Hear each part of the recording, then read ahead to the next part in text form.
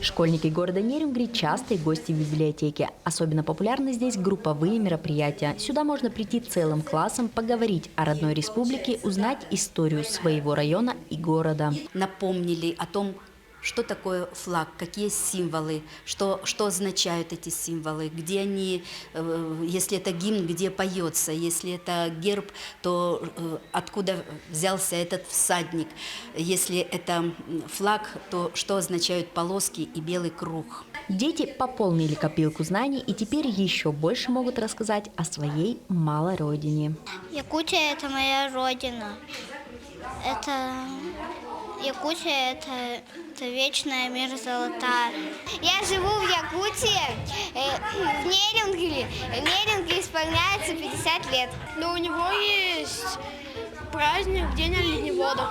И в нем очень холодно зимой, а летом очень жарко. У нас в Якутии каждый год проводится государственный праздник День Исаак, и в Якутии живет много национальностей. Теория очень полезна, а практика вдвойне интересна. Так детям было предложено поучаствовать в мастер-классе по изготовлению флага Якутии. А когда ты сделал сам, информация усваивается и еще лучше. Мы сегодня делали флаг Якутии.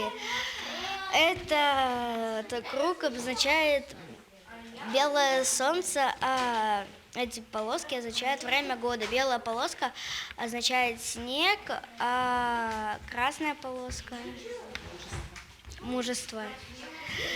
А зеленая полоска означает земля. Цикл мероприятий в библиотеке, посвященный юбилею города Нерюнгри, продолжается. И впереди нерюнгринцев ждет большое количество тематических уроков, концертов, мастер-классов. Екатерина Павлова, Андрей Гаянов, Нерюнгри.